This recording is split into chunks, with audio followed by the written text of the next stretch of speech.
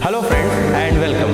I am Kinshuk Mitra, Assistant Professor in Mechanical Engineering Department, SSI PMT, Raipur. इस orthographic projection का 3D model बनाएंगे। जैसे कि हम यहाँ पे देख पा रहे हैं कि ये हमारे पास front view, top view, side view दिया है। साथ में जो साइड में जो सर्कल में जो है दिया हुआ है वो डिटेल्ड व्यू दिया है। देख सकते हैं यहाँ पे detail A and detail B लिखा हुआ है। दैट रिप्रेजेंट्स कि वहाँ पे जो है डायमेंशंस अगर देते तो वहाँ पे बहुत ही क्लमसी, बहुत ही जो है ज़्यादा देखने में, पढ़ने में दिक्कतें आती।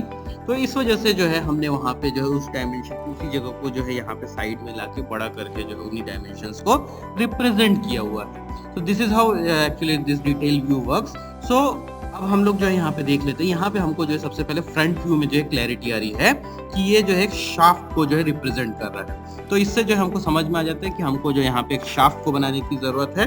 और हम ये जानते हैं कि जब भी हम शाफ्ट की बात करते हैं हमारे पास टूल होता है रिवॉल्व।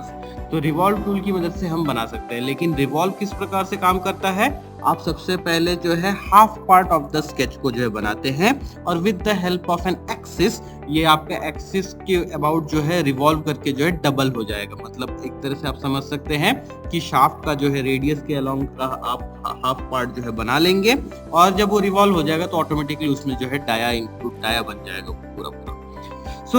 इसलिए हम जो है यहाँ पे जो एक्सिस, हॉरिजॉन्टल एक्सिस के ऊपर का हिस्सा सिर्फ बना रहे हैं, नीचे के हिस्से को हम बनाएंगे नहीं। वो जब रिवॉल्व टूल, 3D के रिवॉल्व टूल के थ्रू जब हम इसको रिवॉल्व करेंगे तो ऑटोमेटिकली ये जो है एक जो है फुल शाफ्ट बन चुका होगा। यहाँ पे ध्यान देते हुए मेन चीज कि ये क्लोज्ड स्केच हो और सारे डायमेंशंस कंप्लीट करते हुए जो है हम इसको एक फुल्ली कंस्ट्रेंट स्केच बना सकें। यहाँ पे जो सारे डायमेंशंस जो दिए हुए हैं हम वो सारे डायमेंशंस को 1 बाय 1 यहाँ पे मेंशन करते चलेंगे और उनकी जो है एग्जैक्ट वैल्यूज जो है लाते चलेंगे। अब जैसे हम यहाँ पे वैल्यूज लाते हैं तो यहाँ पे जैसे देखेंगे कि ये जो है थोड़ा सा ऊपर हो गया, जबकि हमने इसको ड्रैग करके ऐसे नीचे करके ला लिया। तो इस प्रकार से आप ड्रैग करके लेके भी आ सकते हैं। अदरवाइज आप डायरेक्टली भी डायमेंशंस देंगे तो वो एग्जैक्ट डायमेंशंस के हिसाब से वो जो ऑटोमेटिकली सेट होते हैं। तो it is actually not required कि आप जो उसको ड्रैग करके सेट करें, बट ये आप चाहे तो जो है इस प्रकार से भी कर सकते हैं। इसमें कोई गलती या दिक्कत नहीं आती है। Okay, now we have chosen this particular revolve tool. तो बाय डिफॉल्ट उसने जो है दूसरा एक्सिस को ले लिया था, इसलिए जो है आउटपुट आपको कुछ अलग सा दिख रहा था। बट अब जैसे ही हमने यहाँ पे जो है इस प्रकार से जो सही वाला जो है एक्सिस को पिक कर लिया, हॉरिजॉन्टल एक्सिस को, ऑटोमेटिकली जो आपको जो है सही आउटपुट दिखने लग गया। Now moving on to the next part. अब देखिए यहाँ पे मेरे को दिख रहा है कि फ्रंट व्यू में जो एक जैसा सी सेक्शन जैसा जो है उल्टा सी जो है सब बना हुआ है।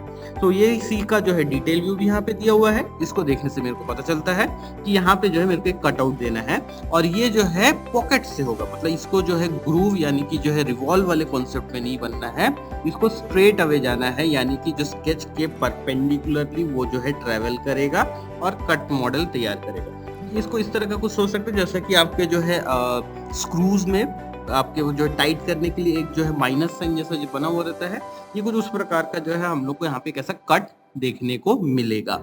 ओके, अब इसके डायमेंशंस हम जो है यहाँ पे डिटेल व्यू से पढ़ लेंगे। डिटेल व्यू में क्या दिया हुआ है, जैसे कि यहाँ पे 20 दिया हुआ है और यहाँ पे हम लोग जो है देख पा रहे हैं कि यहाँ पे ये जो है 6 दिया हुआ है। तो ये दोनों वैल्यूज को जो है हम यहाँ पे जो है मेंशन कर देंगे। अब इसकी जो है पोजीशनिंग जो है फिक्स करने की बहुत जरूरत है कि ये कहाँ पे जो है लाई करता है। तो हमने सबसे पहले इसको जो है सिमेट्रिक करके जो है हॉरिजॉन्टल एक्सिस के अबाउट दोनों तरफ बराबर सेट कर दिया है और यहाँ पे जो इसको जो इस पे लाई भी करा दिया है कोइंसिडेंट करके। इस तरह से जो है ये एक फुल्ली कंस्ट्रेंट स्केच बन चुका है। अब हम लोग जो है इसको जो है और किसी प्रकार का कंस्ट्रेंट करने की जरूरत नहीं है। अगर मैं यहाँ पे नहीं किया रहता तो मैं को यहाँ पे जो अब जो है इसको एक बार फिर से जो है कोइंसिडेंट ऐसा कर देते हैं। तो अब इसके बाद जो है हम इसको जो है पॉकेट कर रहे हैं, दोनों साइड 2 डायमेंशंस कर देंगे और जो है क्योंकि यहाँ पे जो है डायमेंशन इसको पूरा एंड तक रिमूव करना है तो एक सर्टेन वैल्यू आप कुछ भी देके जो है रिमूव कर सकते हैं, ज्यादा की वैल्यू बस कम ना करें। कई बार जो है फिर उससे जो है आपको कुछ हिस्सा जो है रिमूव मटेरियल के रूप में जो है रह जाता है। तो इसमें अभी जब आपको पूरा थ्रू ऑल रिमूव करना ही रहता है तो और डायमेंशन के थ्रू तो आप जो है मैक्सिमम डायमेंशन जितना दे सकते हैं उतनी ज्यादा वैल्यू देके जो है रखें, ताकि जो है अगर आगे चल के किसी प्रकार से कोई गलती हुई या किसी प्रकार की एडिटिंग की जरूरत पड़ी तो आप जो है उसमें जो है किसी प्रकार से जो है वापस जब उसको ओके करेंगे तो यहाँ पे कुछ मटेरियल रिमेनिंग नहीं रह जाएगा।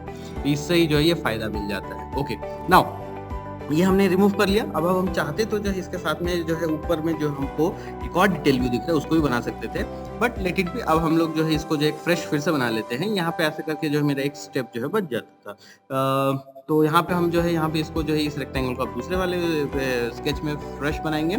इसमें भी जो स्टेप्स फॉलोड रहेगा वो सेम रहेगा।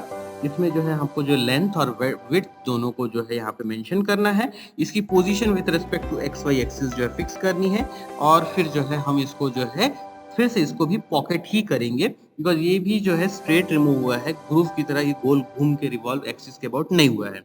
तो यहाँ पे भी इसको जो है पॉकेट करेंगे। सो इसलिए जो है हम यहाँ पे जो सबसे पहले जो है इसमें लेंथ और विड्थ की डायमेंशन सेट कर चुके हैं। लेकिन अब ये जो है रेक्टेंगल एग्जैक्टली पोजीशन कहाँ पे हो रहा है, जैसे कि अभी हम मेरा रेक्टेंगल ऑलरेडी थोड़ा सा बाहर है, तो मैं क्या करूंगा, इसकी जो है वर्टिकल एक्सिस और इसकी जो है वर्टिकल लाइन की जो है दूरी को जो है मैं बता दूंगा। ये मेरे को यहाँ पे पता है कि यहाँ पे 102 जो है यहाँ पे विजिबल दिख रहा है, उसने जो है डायमेंशन दे दिया है, तो मैं इससे थ्रू जो इसको सेट कर लूंगा। तो ये जो है मेरी जो है हॉरिजॉन्टल दूरी सेट हो गई, लेकिन साइमल्टेनियसली वर्टिकल एक्सिस के अबाउट जो है मतलब वर्टिकल दूरी कितनी है वो मेरी हॉरिजॉन्टल एक्सिस के थ्रू पता चल जाएगी। तो अब मैं इस वैल्यू को जो है सेट कर दूंगा। तो ये वैल्यू मेरे को कहां से पता चलेगी, इसकी डाया मेरे को पता है, तो डाया को जो है मैं यहाँ पे इसको जो है हाफ कर दूंगा, तो मेरे को जो है इसका जो है एक्चुअल वैल्यू मिल जाएगा।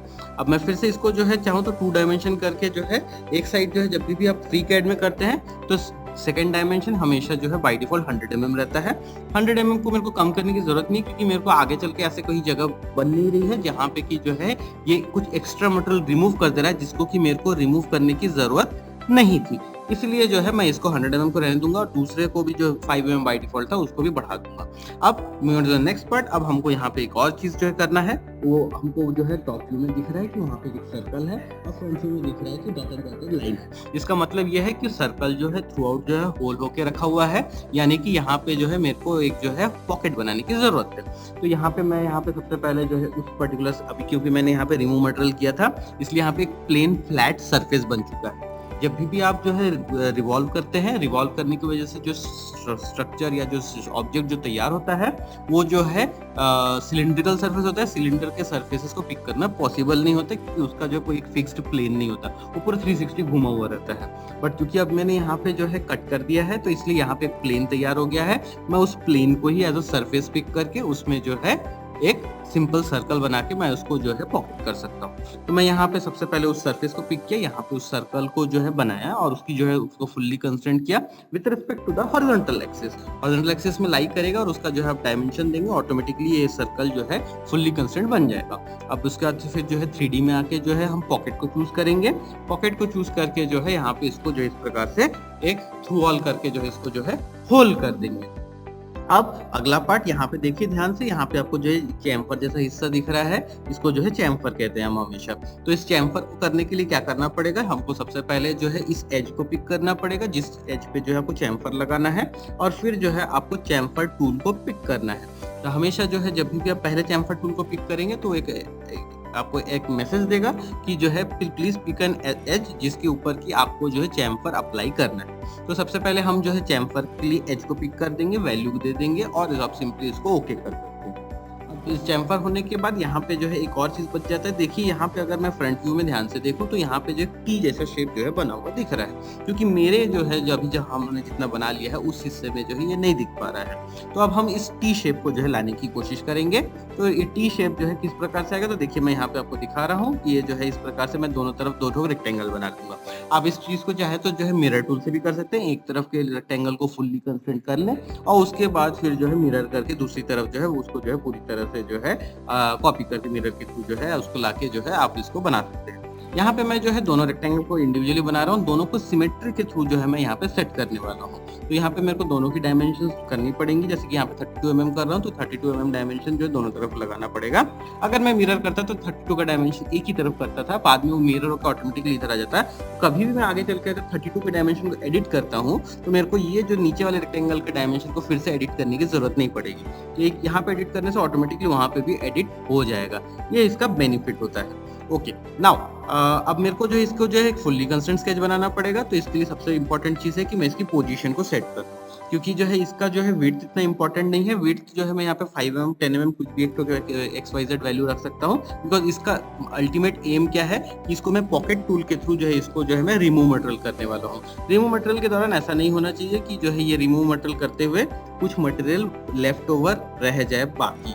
तो इसके लिए जो है मैं क्या करूँगा कि जो है एक विड्थ जो है 5 या 10 mm का ऐसा लेके देख लूंगा कि कितने से जो है ये आपका मटेरियल कुछ भी रिमेनिंग नहीं रहता है। बट मेन है यहाँ पे इसकी पोजीशन सेट करना कि इसको जो ये जो 32 mm का जो रेक्टेंगल बन रहा है, ये रेक्टेंगल एग्जैक्टली लाई कहाँ पे करेगा, इस पर्टिकुलर ऑब्जेक्ट पे। तो उसके लिए हम लोग ये जो है इसको जो सबसे पहले इस प्रकार से सेट कर लिया। अब मैं इसको पॉकेट कर रहा हूँ। तो यहाँ पे जैसे देखिए मैं यहाँ पे इसको 5 mm करके देख रहा हूँ। 5 mm करके मैं इसको जो है 2 डायमेंशन करके जो है थ्रू ऑल, क्योंकि जो है दोनों तरफ करने से नहीं होता। देखिए यहाँ पे मेरे पास जो थोड़ा सा हिस्सा जो है बचा रह गया। तो ये जो हिस्सा जो बचा हुआ रह गया दिख रहा है, इसके लिए इसका कारण था कि स्केच में मैंने जो 5 mm रखा था ये शायद कम पड़ रहा है। तो मैं इसको जो है सपोज 10 mm कर देता हूँ। अब जैसे यहाँ पे मेरे को दोनों तरफ 10 mm करना पड़ेगा। मिरर करता तो शायद ये नहीं करने की जरूरत पड़ती।